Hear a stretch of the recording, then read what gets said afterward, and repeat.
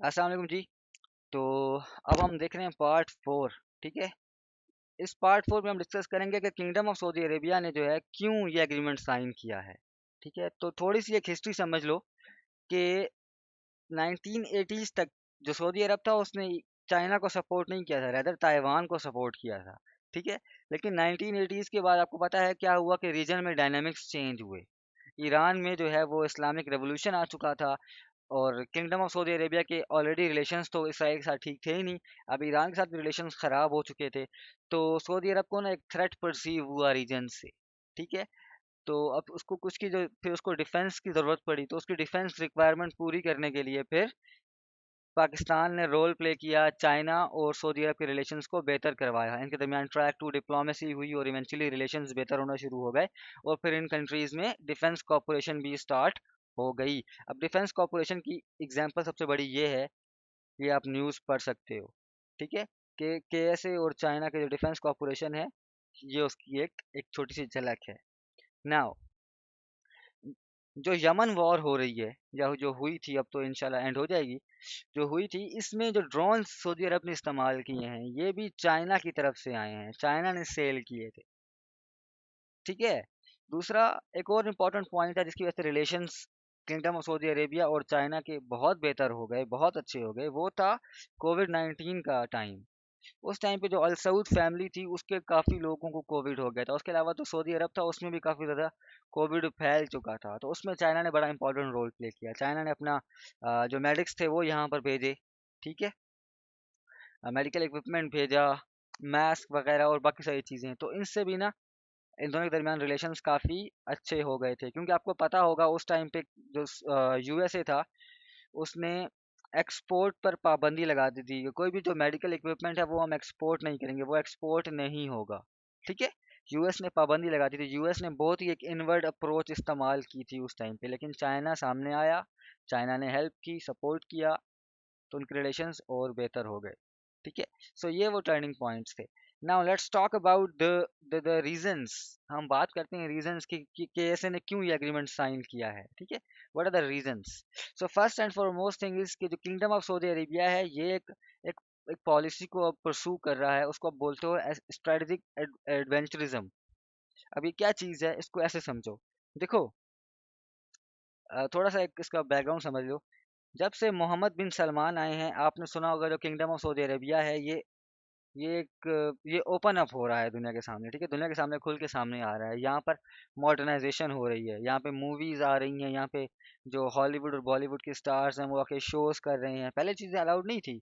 यहाँ पर जो है वो विमेन जो हैं वो ड्राइव कर सकती हैं अब। ठीक है। तो मोहम्मद बिन सलमान के आने के बाद एक थोड़ी सी ना किंगडम ऑफ सऊदी अरेबिया ने थोड़े से लिबरल सी पॉलिसी इख्तियार की है। ठीक है। ऑल्दो यहाँ पर लूप होल्स हैं, लेकिन द पॉइंट इज कि कोशिश की गई है उनकी जानिब से। ठीक है। अब ये क्यों कर रहे हैं? वो इसलिए कर रहे हैं ताकि वो किंगडम ऑफ सऊदी अरेबिया को ना एक बिजनेस हब बनाए। क्या बनाए? एक बिजनेस हब। जैसे यूनाइटेड अरब एमिरेट्स में, जैसे स्पेशली दुबई है। अब दुबई क्या है? दुबई दुनिया का बिजनेस हब है। जितने भी बड़े कंपनीज वगैरह हैं या जो बड़े बिजनेसमैन हैं वो दुबई आते हैं, यहाँ पे डील्स कर रहे हैं, यहाँ पे इन्वेस्टमेंट्स कर रहे हैं। सऊदी अरेबिया भी ये चाहता है। उसकी वजह है, उसकी वजह ये है कि देखो सऊदी अरेबिया की जो इकोनॉमी है ना ये एक ऑयल डिपेंडेंट इकोनॉमी है। ठीक है। या फिर इसको सिंपल टर्म्स में कहूँ तो एक ऑयल इकोनॉमी है। सऊदी अरेबिया की जो सऊदी अरेबिया की इकोनॉमी है ये ऑयल पे डिपेंड करती है। ऑयल ऊपर जा रहा है तो वेल एंड गुड, बहुत अच्छा, इकोनॉमी जा रही है अच्छी। खुदा ना खास्ता कल को कोई ऐसा एक मसला हो जाता है जैसे पास्ट में हुआ है कोविड का, तो इकोनॉमी ऐसे हो जाती है। ठीक है। एक्सपोर्ट्स नहीं होती फिर। ठीक है ना। तो सऊदी अरेबिया की जो मोस्टली इकोनॉमी है ना वो डिपेंड करती है ऑयल पे, ऑयल की एक्सपोर्ट्स पे। ठीक है। फॉसिल फ्यूल की एक्सपोर्ट्स पे। और दूसरा, आपको पता होगा आजकल एक पुश चल रहा है जो इन्वायरमेंटलिस्ट हैं उनकी जानिब से कि यार फॉसिल फ्यूल वगैरह का इस्तेमाल कम करो। ठीक है। तो उस वजह से भी सऊदी अरेबिया पे प्रेशर बिल्ड हो रहा है। इसके अलावा बहुत थोड़ा जो आई थिंक 15% तक जो जीडीपी में हिस्सा है ना सऊदी अरेबिया की, वो है आपके पास ये जो मक्का और मदीना शरीफ में हम जाते हैं, वहाँ पर उम्रा और हज वगैरह करने जाते हैं ना, उसका कंट्रीब्यूट, इसको आप कह लो एक किस्म का टूरिज्म इंडस्ट्री बोलते हैं बेसिकली। ऑल्दो हमारी तो ये रिलीजियस सिस्टम बनता है, लेकिन इसको कैटेगराइज इस तरह करते हैं कि रिलीजियस टूरिज्म बोलते हैं इसको, ठीक है। तो यानी कि 15% जो किंगडम ऑफ सऊदी अरेबिया की इकोनॉमी है उसमें कंट्रीब्यूशन है रिलीजियस टूरिज्म का। बाकी अराउंड 70 to 80% जो कंट्रीब्यूशन है वो ऑयल की एक्सपोर्ट पे है। तो इसलिए अब मोहम्मद बिन सलमान ये चाह रहे हैं कि हम जो है वो ऑयल पे अपनी डिपेंडेंस को ख़त्म करें, हम बल्कि हम एक बिजनेस हब बने, हम मॉडर्नाइजेशन की तरफ जाएं। इसको बोलते हो आप स्ट्रेटजिक एडवेंचरिज्म, ठीक है, जैसे दुबई है या बाकी कंट्रीज हैं, ठीक है ना। तो ये उनका प्लान है, ये उनका एक विजन है। अभी आपको पता होगा एक नोम सिटी बन रहा है वहाँ पर, $500 बिलियन, जिस पे अभी तकरीबन एस्टिमेट है कि इतनी लागत लगेगी, ठीक है, सिर्फ एक शहर जो बनाएंगे वो लोग। सो ये एक विजन है उनका 2030, मोहम्मद बिन सलमान का। बाकी आप डिटेल में ये पढ़ लेना उनका विजन क्या है, मैंने आपको एक आइडिया दिया है कि ये उनका प्लान है कि उन्होंने एक बिजनेस हब बनना है, ठीक है। तो इसलिए किंगडम ऑफ सऊदी अरेबिया ने ये एग्रीमेंट साइन किया है। अगर तो रीजन में लड़ाई चलेगी, जंग चलेंगी, हॉस्टाइल नेबर होंगे या रीजनल कंट्रीज होंगे, तो आप बिजनेस हब नहीं बन सकते हो, ठीक है। तो इसलिए किंगडम ऑफ सऊदी अरेबिया ने कोशिश की है कि भाई वो जो है ना रिलेशंस अपने बाकी कंट्रीज के साथ, रीजनल और नेबरिंग कंट्रीज के साथ बेहतर करे, ठीक है। और इसी का एक और जो पॉइंट है, जब बिजनेस अब बनना चाह रहा है किंगडम ऑफ सऊदी अरेबिया, तो of course it needs investments. ये चाहता है कि इन्वेस्टमेंट्स करें, लोग आए, बड़े बड़े ममालिक से बड़े बड़े बिजनेसमैन आए, वो इन्वेस्ट करें। और that's what happened last year in December, जब प्रेसिडेंट शी आए थे, ठीक है। वो यहाँ पर आए किंगडम ऑफ सऊदी अरेबिया में, उन्होंने $30 बिलियन की अभी इन्वेस्टमेंट की है। अभी ये इन्वेस्टमेंट्स आगे बढ़नी है, बट फॉर नाउ $30 बिलियन की ये इन्वेस्टमेंट की गई है। तकरीबन 35 प्लस माइनस एग्रीमेंट साइन किए गए हैं इधर, ठीक है। और उसमें हर सेक्टर से मुतालिक एग्रीमेंट है, मतलब आईटी, साइबर सिक्योरिटी, टूरिज्म वगैरह वगैरह वगैरह, ठीक है। तो ये एक बेसिकली आप समझ लो कि इससे आपको आइडिया हो सकता है कि ये प्लान है किंगडम ऑफ सऊदी अरेबिया का, ठीक है। एक और इम्पोर्टेंट पॉइंट इसमें यह है कि बीजिंग ने कहा है कि हम सऊदी अरेबिया को एज अ डेस्टिनेशन साइट जो है वो लिस्ट करेंगे। इससे क्या फ़ायदा होगा, इससे फ़ायदा एक इंपॉर्टेंट चीज़ का मैं समझा दूं कि इससे पी टू पी बढ़ेगा। पी टू पी बोलते हो आप पीपल टू पीपल कांटेक्ट को, कि जब अब जैसे फॉर एग्जांपल यूँ समझ लो कि कल को गवर्नमेंट ऑफ पाकिस्तान कहती है कि यार हम जो है ना पाकिस्तानी लोगों को कहते हैं कि भाई आप लोग जाओ, जाके तुर्की जो है वो विजिट करो, ठीक है, तुर्की में घूमो फिरो, टूरिज्म करो, हम आपको ना बहुत अच्छे रेट्स पे, सस्ते रेट्स पे ना तुर्की के लिए वीज़ा भी दे देते हैं, वहाँ पर आपको हर चीज़ बुकिंग वगैरह भी कर देते हैं या कुछ भी ऐसा, ठीक है। तो उससे क्या होगा, एक्चुअली उससे होगा ये कि यहाँ से बहुत से लोग तुर्की जाके वहाँ पर जाएंगे, वहाँ के लोगों से मिलेंगे, वहाँ के कल्चर को देखेंगे, तो एक गुडविल डेवलप होगी उस कंट्री के बारे में। और फिर वो मतलब इंटरेक्शन बढ़ता है। इसीलिए जो people to people contact it is very very important in international relations. And that's what, यही एफर्ट यहाँ पर की गई है, सऊदी अरेबिया को एज ए डेस्टिनेशन ग्रुप रखना या डेस्टिनेशन साइट के तौर पे लिस्ट करना। बेसिकली यही है कि यहाँ पर चाइना से लोग आएँ, यहाँ पर घूमें फिरें, टूरिज्म करें। चाइना की तकरीबन 1.25 अरब या 1.5 अरब आबादी है। तो लाख लोग भी आ जाते हैं एक साल में, या 10 लाख से तो बहुत ज़्यादा आते हैं। जस्ट मैं आपके एस्टिमेट के लिए कह रहा हूँ कि लाख लोग भी आ जाते हैं और हज़ार हज़ार डॉलर भी खर्च करते हैं यहाँ पर आके। तो आप देख लो कितना बड़ा बूम होगा ये केएसए की इकोनॉमी के लिए, ठीक है। तो इसलिए भी किंगडम ऑफ सऊदी अरेबिया ने कोशिश किया कि जो हमारा जो एक एडवेंचर है, जो हमारा एक विजन है, उसके लिए इट इज़ इम्पेरेटिव कि हमारे रिलेशंस अच्छे हों, ठीक है। फिर एक और इम्पोर्टेंट पॉइंट है, it's a strategy to convince Iran, ठीक है।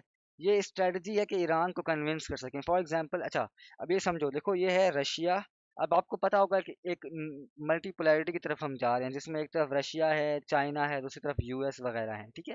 तो उसी में एक ब्लॉक बन रहा है जिसको आप अक्सर बोलते हो कि ये ब्लॉक है, जिसमें रशिया है, चाइना है, ईरान है, ठीक है, क्योंकि ईरान के रिलेशन रशिया के साथ भी अच्छे हैं, चाइना के साथ भी अच्छे हैं।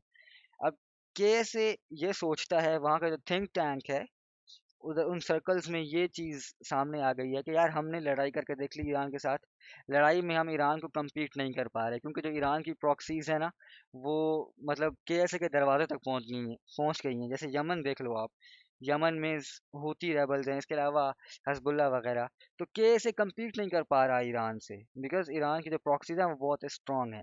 तो अब के से चाह रहा है कि क्यों ना मैं एक ऐसी डिप्लोमेटिक अप्रोच इस्तेमाल करूं जिससे मैं ईरान को कन्विंस भी कर सकूं, और इन टाइम्स जब ज़रूरत पड़े तो ईरान पे मैं प्रेशर भी डलवा सकूं। वो क्या है कि भाई मैं इनके साथ रिलेशन अच्छे कर लेता हूँ ईरान के साथ, और कल को कोई मसला होगा तो मैं इन कंट्रीज़ को सामने करूंगा कि यार आप आओ, इसको समझाओ, ईरान ऐसे कर रहा है वैसे कर रहा है। ठीक है। सो एक एक डिप्लोमेटिक तरीका अख्तियार किया गया है। ठीक है। फिर एक और इम्पोर्टेंट पॉइंट है कि यूएस ने क्यों ये एग्रीमेंट साइन किया है, सॉरी केएसए ने क्यों ये एग्रीमेंट साइन किया है। इसका बहुत बड़ा फैक्टर है यूनाइटेड स्टेट्स, अमेरिका बहुत बड़ा ये फैक्टर है।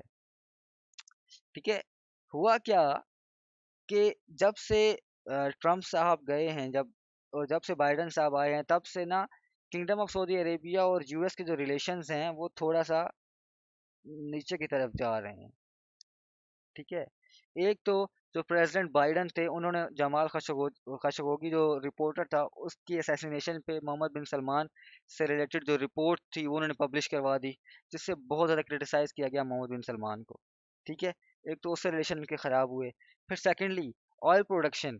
अब हुआ ये कि हुआ ये कि यूएस ने बोला किंगडम ऑफ सऊदी अरेबिया को कि यार अब जो आप ऑयल प्रोडक्शन है ना इस पे कट्स ना लगाओ। जो दुनिया में ऑयल, देखो एक बात याद रखना, जो दुनिया में ऑयल की प्राइस है ना वो डिसाइड करते हैं ओपेक कंट्रीज।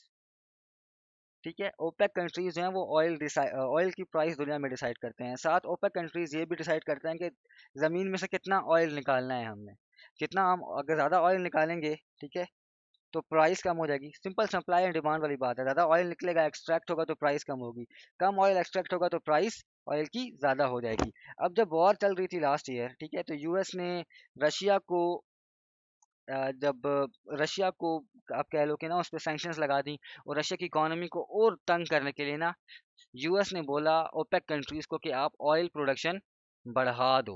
ऑयल की प्रोडक्शन बढ़ाओगे तो जो ऑयल की प्राइस है वो डाउन हो जाएगी, इससे रशिया की इकोनॉमी को इतना फ़ायदा नहीं होगा। ओपेक कंट्रीज ने बोला नहीं, सऊदी अरेबिया ने बोला कि हम ऑयल प्रोडक्शन नहीं बढ़ाएंगे, रेदर उन्होंने oil production 1.15 million barrels per day कम कर दी। प्रोडक्शन कम की तो प्राइसेस शूट कर गई, तो इससे इनके रिलेशंस खराब हो गए। और फिर अगेन, ठीक है, यानी कि रशिया पर ये जो एक यूएस की एक स्ट्रैटेजी थी कि इस तरह से हम रशिया को कोने में लेके जा सकेंगे, नहीं कर पाए। फिर अगेन अक्टूबर में ऐसा हुआ कि अब नवंबर में इलेक्शंस थे यूएस में। ठीक है। तो बाइडन साहब आए, उन्होंने सऊदी अरेबिया का विजिट किया, वहां पर उन्होंने सऊदी अरेबिया को ये बात समझाने की कोशिश की कि आप जो हो ना ऑयल प्रोडक्शन बढ़ा दो। ठीक है। क्यों? अब उसकी एक तो ऑफ कोर्स रशिया की वजह थी, दूसरी उनकी वजह ये थी कि वहाँ पर इलेक्शंस थे। इलेक्शंस में of course inflation plays a huge part, महंगाई बहुत बड़ा रोल प्ले करती है, और महंगाई मोस्टली होती किस वजह से है? ऑयल की वजह से।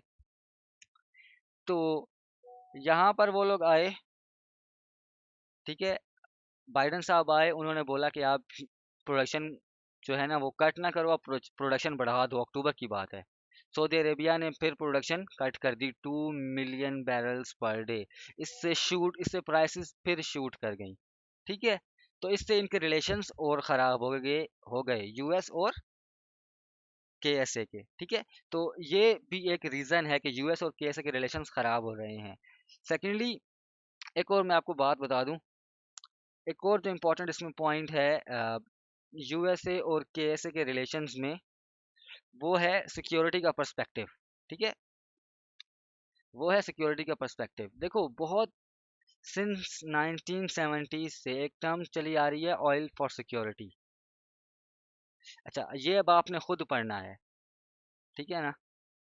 ऑयल फॉर सिक्योरिटी जो कॉन्सेप्ट है ये आपने खुद पढ़ना है। अभी के लिए मैं आपको डिटेल में नहीं जा रहा हूँ क्योंकि वीडियो लंबी हो गई है, ये आपने खुद समझना है।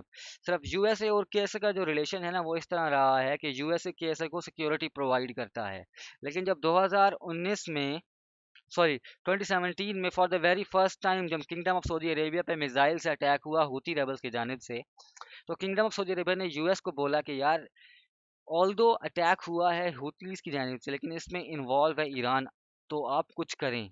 यूएस ने कुछ नहीं किया। ठीक है। और ये अटैक्स फिर इवेंचुअली बढ़ना शुरू हो गए, और जब 2019 में अरामको की फैसिलिटी पे अटैक हुआ, जिससे जो ग्लोबल आउटपुट थी वो मुतासिर हो गई, सऊदी अरेबिया की जो ऑयल प्रोडक्शन थी वो 50% मुतासिर हो गई। तो इससे बहुत बड़ा ना एक रियलाइजेशन आया केएसए के थिंक टैंक को कि यार नहीं, हम सऊदी अरेबिया, हम sorry United states of America पे ऐसे रिलाई नहीं कर सकते। हमें अपनी सिक्योरिटी के लिए कुछ करना पड़ेगा, या तो हम रिलेशंस ईरान के साथ बेहतर कर लें, या हमें अपना डिफेंस बहुत स्ट्रॉन्ग करना पड़ेगा। ठीक है। तो ये भी एक बहुत बड़ा फैक्टर है जिसकी वजह से दोनों, यूएस ने, जिसकी वजह से केएसए ने ये एग्रीमेंट साइन किया है। ठीक है। तो आई होप आपको ये पॉइंट भी समझ आ गया होगा, और इसी वजह से केएसए और यूएस के रिलेशन भी ख़राब हो चुके हैं। तो बेसिकली ये स्लाइड जो है ना, यूएस ईरान के, sorry, kingdom of Saudi Arabia के ऑब्जेक्टिव्स भी हैं, और साथ साथ ये वो सारे फैक्टर्स हैं, वो डिसेंडिंग पॉइंट्स हैं जहाँ पर यूएस और केएसए के रिलेशंस ख़राब हो रहे हैं। ठीक है। एक और इम्पॉर्टेंट पॉइंट फिर आ जाता है, दैट इज़ न्यूक्लियर डिज़ायर्स। अब ये आप गूगल करें आपको मिल जाएगा कि जब अब्राहम अकॉर्ड्स साइन किए गए थे, जिसमें यूएई ने और बाकी कंट्रीज़ ने इसराइल के साथ अपने रिलेशनशिप को नॉर्मलाइज किया, तो उस time kingdom of Saudi Arabia ये बात कर रहा था, ये बात कह रहा था, ये इंटरनली डिस्कशंस चल रही थी जो अब पब्लिश हो चुकी हैं, कि यार यूएसए को बोल रहा था कि आप जो हो ना, हमें सिविल न्यूक्लियर प्रोग्राम बनाने में हेल्प करो, फिर हम इसराइल को एक्सेप्ट कर लेंगे। ठीक है। आप हमें सिविल न्यूक्लियर प्रोग्राम बनाने में हेल्प करो, फिर हम इसराइल को एक्सेप्ट कर लेंगे। तो कुछ न्यूक्लियर डिजायर्स थे जिसको यूएस ने नहीं माना, तो इससे भी इन दोनों कंट्रीज के रिलेशनशिप खराब हो गया। ठीक है। तो ये भी एक इम्पॉर्टेंट फैक्टर है। सही है। तो ये सारी वो रीजंस हैं, वो वजूहात हैं, वो इंटरेस्ट हैं जिसकी वजह से सऊदी अरेबिया ने और सऊदी अरेबिया ने ये जो एग्रीमेंट है ये साइन किया है।